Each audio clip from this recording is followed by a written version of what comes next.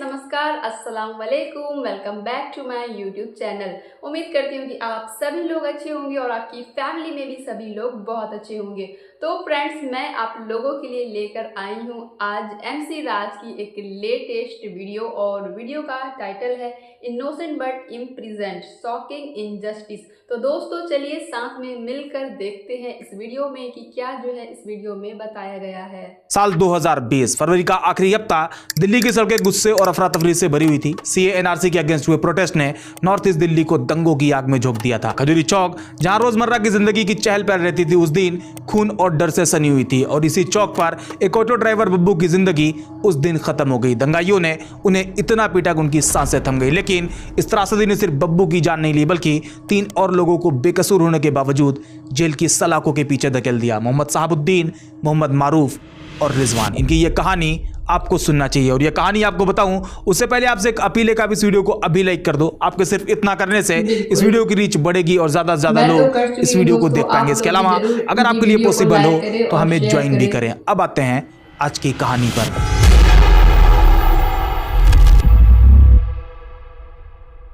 25 फरवरी 2020 खजूरी चौक पर दंगों की आग भड़क रही थी। लोग डर के मारे इधर उधर भाग रहे थे। बब्बू, जो एक गरीब ऑटो ड्राइवर था, वो उस दिन गलत वक्त पर गलत जगह पर था। दंगाइयों ने उसे घेर लिया और बेरहमी से पीटना शुरू कर दिया। लेकिन वहीं पर कुछ लोग ऐसे भी थे जो इंसानियत को जिंदा रखना चाहते थे। उन्होंने इस खौफनाक माहौल में बब्बू को बचाने की कोशिश में जुट गए। बब्बू को हॉस्पिटल ले जाया गया, लेकिन 27 फरवरी को उनकी मौत हो गई। 28 फरवरी को पोस्टमार्टम की रिपोर्ट आती है, जिसमें पता चलता है कि बब्बू की मौत हेड इंजरी की वजह से हुई है। पुलिस जब दंगों की जांच शुरू करती है तो बब्बू की हत्या के लिए 19 लोगों को आरोपी बनाया जाता है, जिसमें 11 मुस्लिम थे और उनमें शामिल थे शहाबुद्दीन, मारूफ और रिजवान। पुलिस ने बिना पुख्ता सबूत के इन तीनों को हत्यारा बता दिया। जो लोग मदद के लिए आगे आए थे उन्हें ही मुजरिम बना दिया गया और इस तरह शहाबुद्दीन और उनके साथियों की जिंदगी उस दिन से जेल की दीवारों में कैद हो गई। कोई 6 महीने तो कोई 3 साल तक सलाखों के पीछे रहा, जहां उनकी हर सुबह और हर रात एक सवाल के साथ शुरू होती होगी, आखिर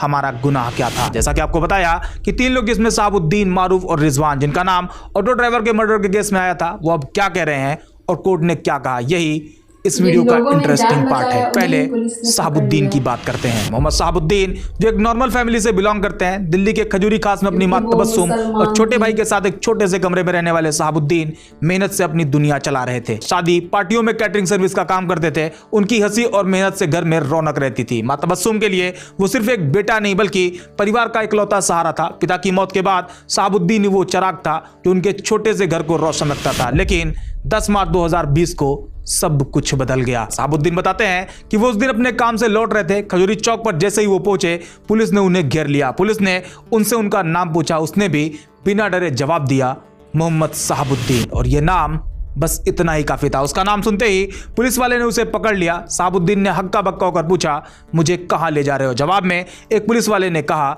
बस पूछताछ करके वापस छोड़ देंगे। लेकिन वो पूछताछ नहीं बल्कि एक बेकसूर की जिंदगी को तबाह करने की शुरुआत थी। पुलिस स्टेशन में शहाबुद्दीन को जिस तरह ट्रीट किया गया वो किसी के भी रोंगटे खड़े कर सकता है। पहले तो उसे बेरहमी से पीटा गया और फिर उसे हथकड़ी लगाई गई और दंगों का इल्जाम लगाकर मेडिकल के लिए ले जाया गया। बाद में उसे बब्बू की हत्या के केस में भी फंसा दिया गया, एक ऐसा केस जिसका उससे कोई वास्ता भी नहीं था। शहाबुद्दीन बताते हैं कि उनके पैरों के तलवों पर इतना मारा गया कि वो सूज गए। हालांकि बाद में जब उनसे पूछा गया कि बब्बू की मौत के टाइम पर वो खजूरी चौक पर थे या फिर नहीं, तो शहाबुद्दीन ने साफ साफ कहा, मैं उस दिन दिल्ली में ही नहीं था, मैं फरीदाबाद गया था, ना मेरा कोई वीडियो है ना कोई सबूत। और इस तरह शहाबुद्दीन 3.5 साल तक जेल में रहता है। शहाबुद्दीन की मां तबस्सुम के लिए ये 3.5 साल नर्क से भी बदतर थे। जब उन्हें अगले दिन पता चला कि उनके बेटे को पुलिस ने पकड़ लिया है तो उनकी दुनिया जैसे उजड़ गई। तबस्सुम बताती हैं कि शहाबुद्दीन के अब्बू नहीं है, वही अकेला कमाने वाला था। जब वो जेल चला गया तो जिंदगी इतनी मुश्किल हो गई कि भीख तक मांगनी पड़ी। एक बार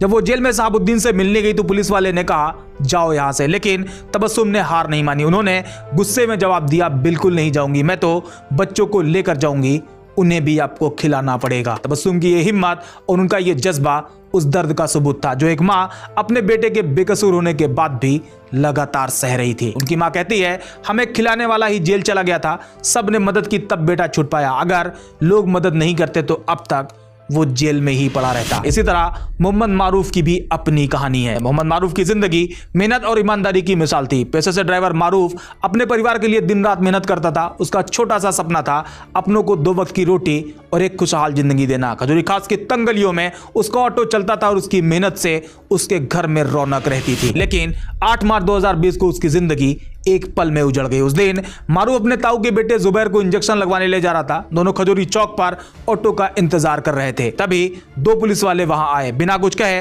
उन्होंने पीछे से जुबैर की पैंट पकड़ ली और उसका नाम पूछा। मारूफ ने उनसे पूछा, आप उसे क्यों ले जा रहे हो, उसने क्या किया है? जवाब में पुलिस वाले ने उसे भी पकड़ लिया और जेल भेज दिया गया। और बब्बू मर्डर केस के साथ साथ 6 और केस उस पर डाल दिए गए और इस तरह मारूफ करीब 10 महीने तक जेल में रहता है। इसी तरह रिजवान जो खजूरी में कपड़े का काम करते हैं उन्हें भी गिरफ्तार किया गया और बाद में 7 और केस उन पर डाल दिया गया और उन्हें भी करीब 3 महीने जेल में रहना पड़ा। ये वो चीजें हैं जो दंगे के तुरंत बाद या जांच के दौरान हुई। लेकिन अब आप इस पूरी कहानी की कड़वी हकीकत जाने। ये केस जब कोर्ट रूम पहुंचता है और जज पुलसत प्रमाचला ने फैसला सुनाया तो उसकी हकीकत सबके सामने आई। कोर्ट ने साफ साफ कहा कि गवाहों के बयान और घटना के वीडियो इस बात की तस्दीक करते हैं कि मुस्लिम कम्युनिटी की भीड़ ने बब्बू पर हमला नहीं किया था, बल्कि वो लोग तो उसे बचाने की कोशिश में वहां पहुंचे थे। रिजवान, इसरार, तैयब, इकबाल, जुबैर, मारूफ, शमीम, आदिल, साहबुद्दीन, फरमान और इमरान, इन सभी को कोर्ट ने डिस्चार्ज कर दिया। उनके खिलाफ कोई सबूत तक नहीं मिला। लेकिन कोर्ट ने 8 लोगों के खिलाफ आरोप भी तय किए। कुलदीप सिंह,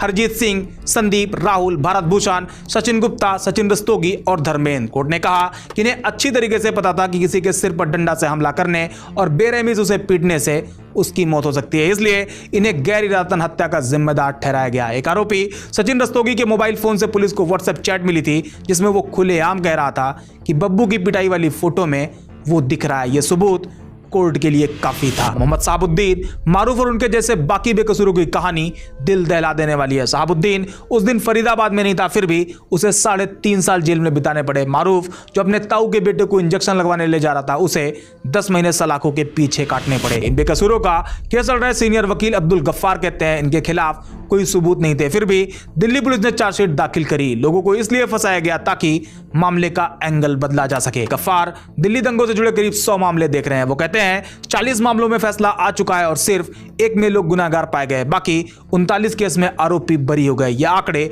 अपने आप में सवाल उठाते हैं, आखिर पुलिस की जांच में इतनी खामियां क्यों थी? दिल्ली दंगों के कई मामलों में पुलिस की जांच पर कोर्ट ने उंगली उठाई। जनवरी 2025 में शिवविहार इलाके से जुड़े एक केस में जज पुलसत प्रमाचला ने कहा था कि जांच अधिकारी ने मैनिपुलेटेड वीडियो के आधार पर एक व्यक्ति को फंसाया और सही से जांच तक नहीं करी। उसी सुनवाई में कोर्ट ने 6 मामलों को एक साथ जोड़ने पर पुलिस को फटकार भी लगाई थी। 22 अगस्त 2025 को दयालपुर इलाके में हिंसा से जुड़े एक मामले में कोर्ट ने मुस्लिम शख्स जावेद को बरी करते हुए कहा था कि पुलिस ने उनके खिलाफ मनगढ़ंत बयान तैयार किए थे। जज प्रमाचला ने साफ साफ कहा था कि पुलिस ने मैकेनिकल तरीके से चार्जशीट फाइल करी बिना सही जांच के। इसी तरह जज विनोद यादव ने भी एक मामले में पुलिस की लापरवाही पर 25,000 रुपए का जुर्माना लगाया था। तो सितंबर 2021 को एक सुनवाई के दौरान उन्होंने कहा था, मैं ये बात कहने से खुद को रोक नहीं पा रहा हूं कि इतिहास जब दिल्ली के सांप्रदायिक दंगों को देखेगा तो जांच एजेंसी की नाकामी साफ दिखेगी। ये बातें सिर्फ एक जज की नहीं बल्कि उस सच की है जिसे बार बार दबाने की कोशिश करी गई। खजूरी चौक की उस रात की कहानी सिर्फ बब्बू की मौत की नहीं है, ये उस सिस्टम की कहानी थी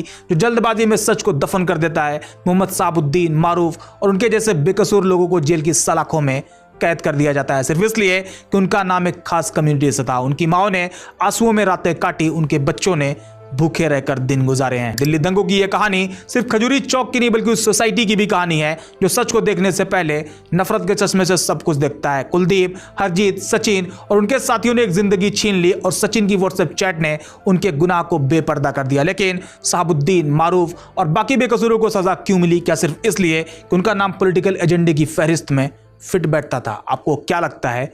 कमेंट में जरूर बताना। उम्मीद करते हैं ये वीडियो आपको पसंद आई होगी। अगर हाँ, इसे लाइक जरूर करें। इसी तरह की और भी वीडियो के लिए हमें सब्सक्राइब करें और अगर आपके लिए पॉसिबल हो तो हमें ज्वाइन भी करें। बाकी मिलते हैं नेक्स्ट वीडियो में एक और इंटरेस्टिंग टॉपिक के साथ।